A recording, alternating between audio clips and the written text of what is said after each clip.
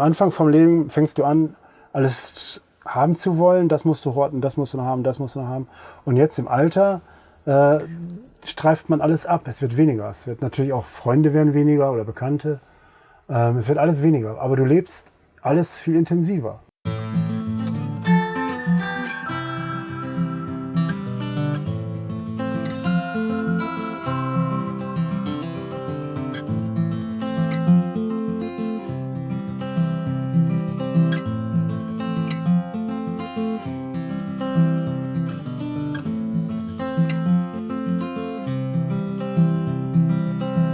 Wir sind Martina, Molly und Stefan. Und das hier ist der Mehrzeitbus. Und mit dem sind wir ganz viel unterwegs und reisen damit und haben sehr viel Spaß damit. Das ist ein Mercedes O321H. H steht für Heckmotor, O für Omnibus. Das ist der erste von Mercedes gebaute Heckmotor. Vorher hatten die alle Frontmotoren und der hat den ersten Heckmotor. Genau, Baujahr 57 ist dieses Modell, ist aber erst 60 zugelassen worden. Also nach Fahrgestellnummer ist das Baujahr 57. Genau, erkennt man aber auch an diesen kleinen flachen Scheiben. Die neueren, also 60er Jahre, hatten die schon die hohen Scheiben. Also ich habe ihn gekauft mit 85 PS, 5,7 Liter und jetzt hat er 5,9 Liter und hat 130 PS. Und der Motor ist ein OM3 352. Genau, aber kein Turbo, nur ein Sauger.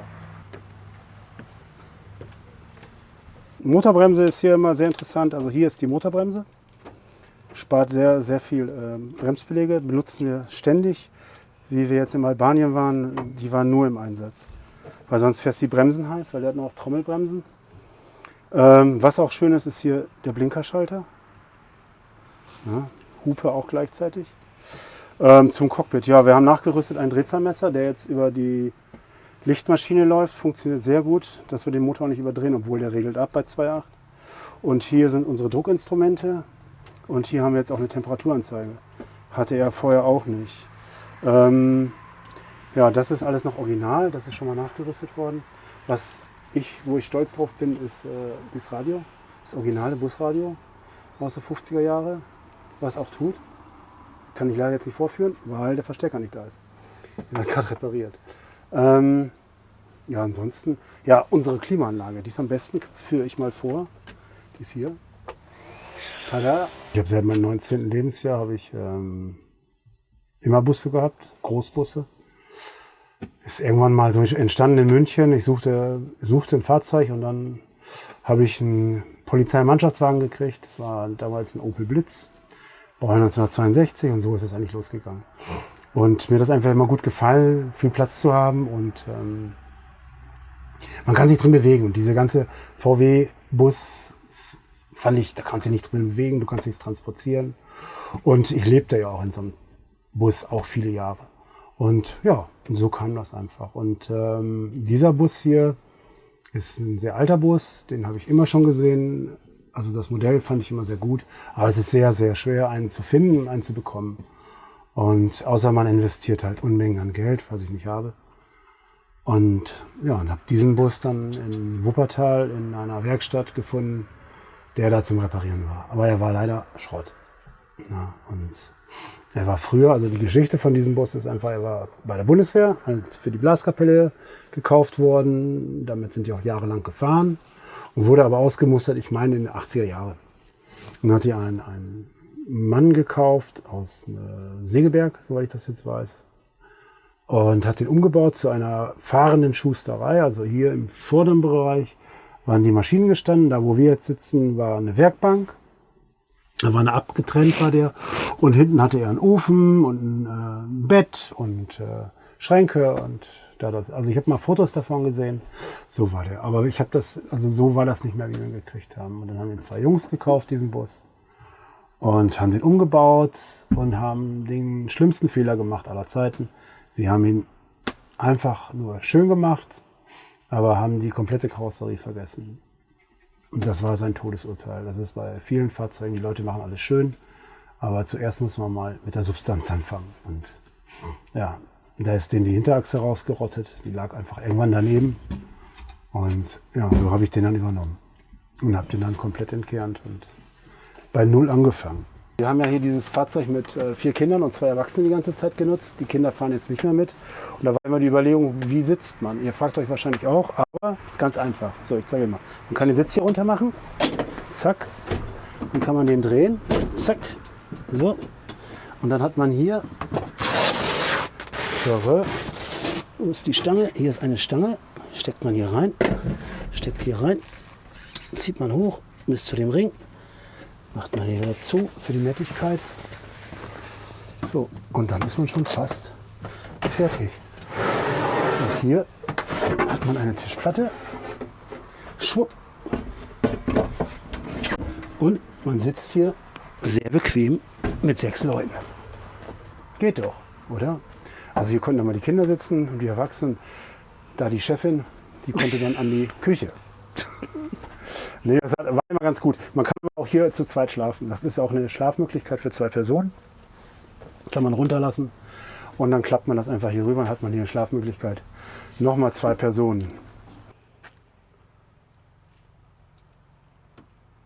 Das ist unser Keller. Das ist unser Keller. Da kommen immer ganz viel große Sachen rein. Aktuell noch leer. Ja, genau. Hier ist die Weinbar meistens. Ja, auch genau. noch leer im Moment. Auch noch leer. Da haben wir auch noch was, ne? Ja, da haben wir Aber die Folien für die egal. Fenster, Drachen, Angelzeug, Grillkohle, allen möglichen Quatsch. Hier ist jede Menge, also alles Stauraum, ja, für Thermofolien, für Handtücher, Fälle.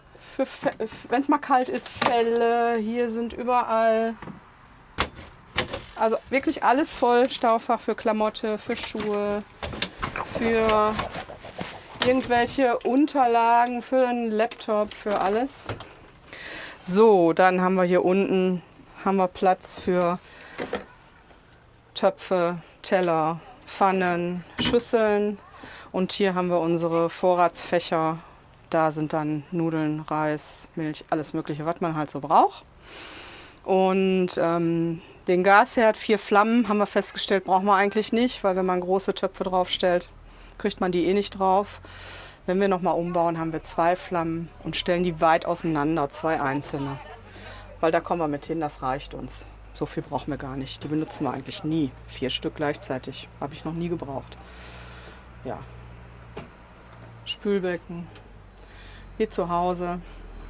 Warmes Wasser, kaltes Wasser.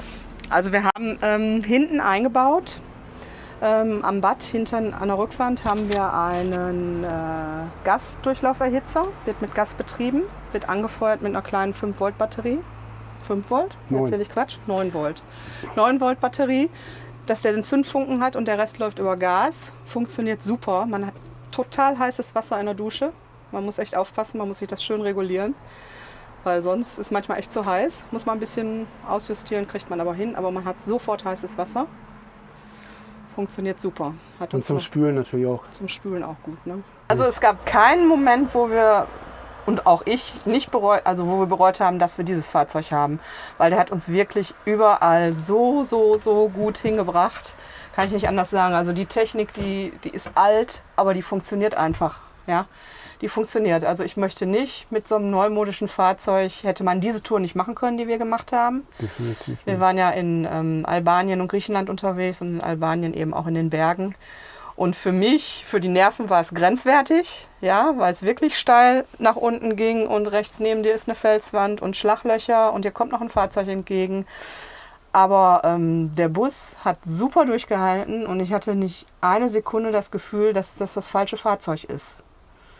Ja, der Bus hat den Vorteil, muss man sagen, er hat einen sehr kurzen Radstand und hat eine ziemlich große Bodenfreiheit. Und, Genau. wir haben jetzt hier auch Getriebe mit 2 Untersetzungen. Und das macht auch schon viel aus. Also er ist schon sehr, sehr gut auch im Gebirge.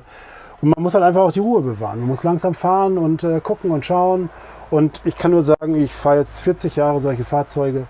Du entwickelst auch eine Erfahrung, was geht und was nicht. Und was wir nicht gerne machen, in Großstädte reinzufahren. Klar, wir sind durch Athen gefahren, durch Rom sind wir auch schon mit dem Bus.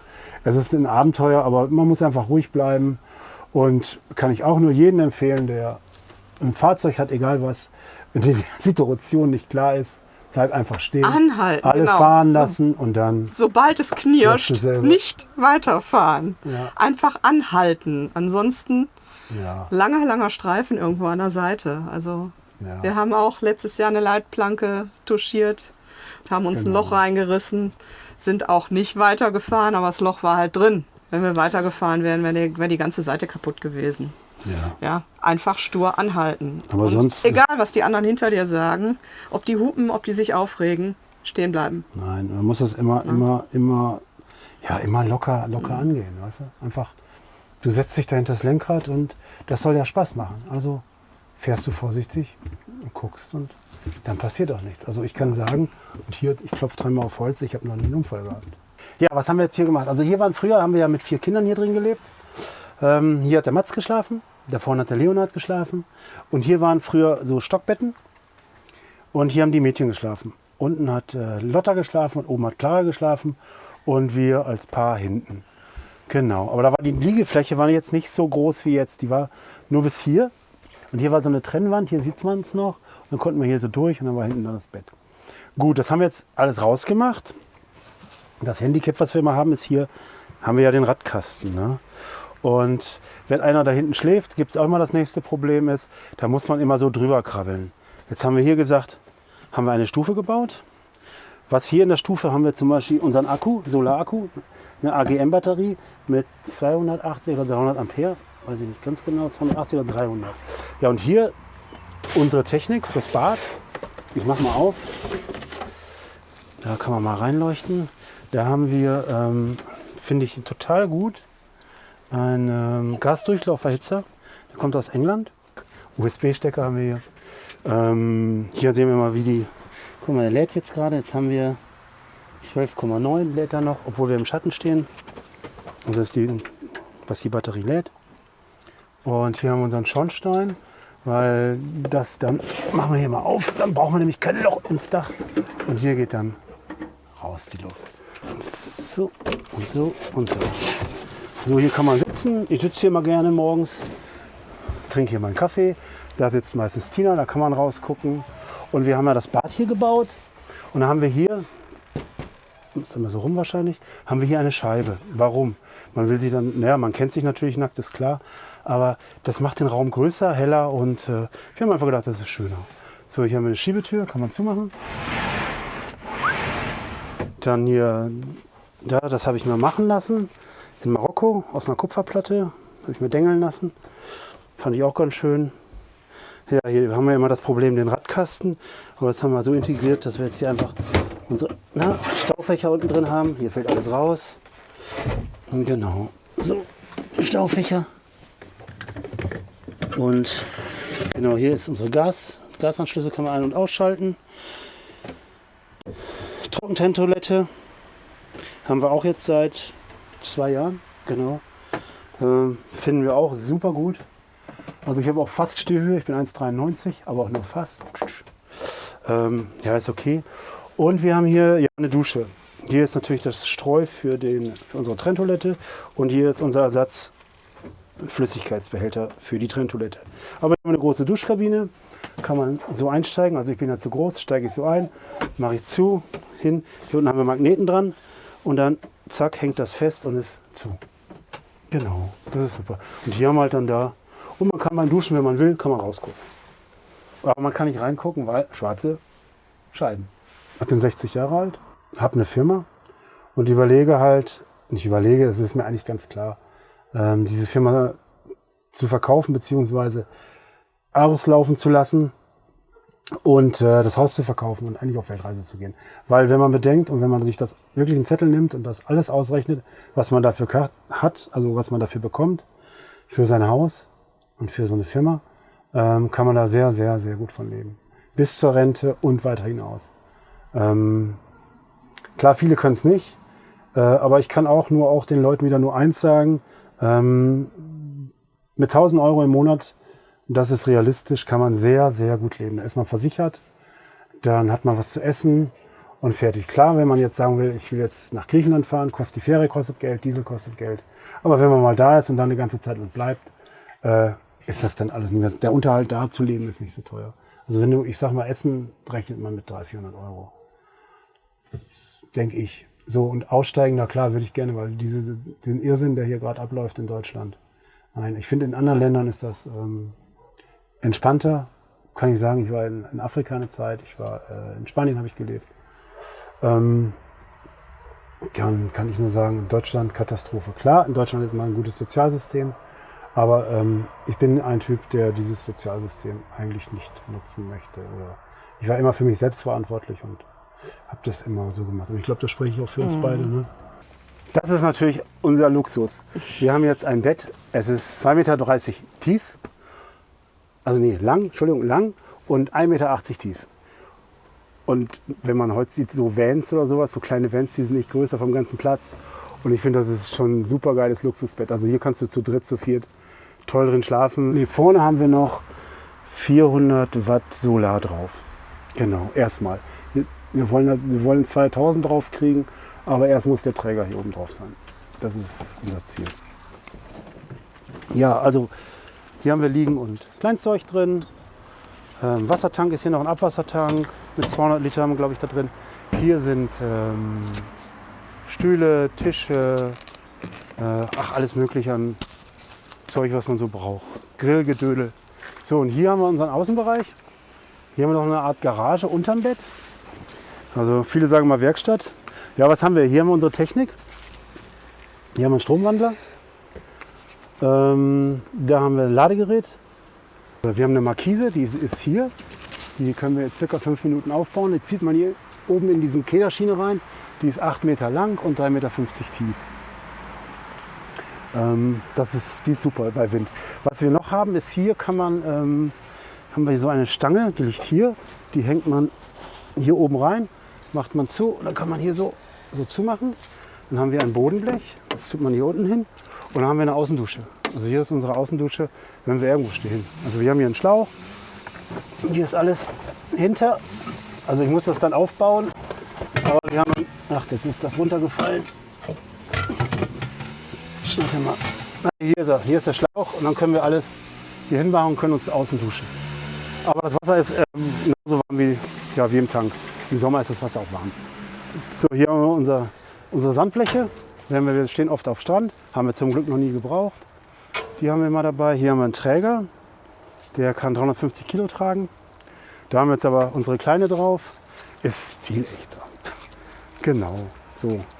Hier können wir verlängern. Dann haben wir hier noch Fahrräder drauf. Das kann man rausziehen.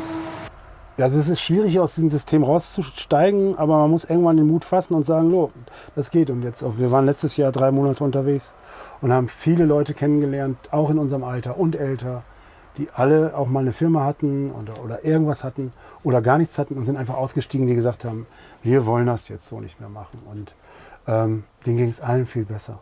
Und das war auch bei uns so, da spreche ich wahrscheinlich echt für uns beide, nach diesen 3 Monaten, das kann ich echt sagen.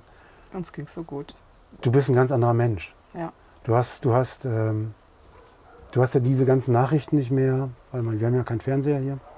Man ist viel entspannter, man schläft wieder. Du fühlst dich viel gesünder, es ist viel besser und man ist hier in so einer Mühle. Klar, man kann da nicht raus, wenn man Familie hat, Kinder, alles mögliche. Aber jetzt ist man halt in so einem Alter, da kann man das noch machen. Aber in 10 Jahren kann man es halt dann auch nicht mehr machen, weil man ist wahrscheinlich zu alt. Und kann ich diesen Bus in 10 Jahren noch fahren, ist die Frage. Oder Martina. Mhm. Also da fragen wir uns ja auch, ob wir diesen Bus noch fahren können. Weil das hier ist nichts, irgendwie Servolenkung, keine Helferlein, keine hydraulische Bremse oder sonstiges. Das hat er hier nicht. Also hier ist alles noch richtig Manpower. Oldschool. Ja.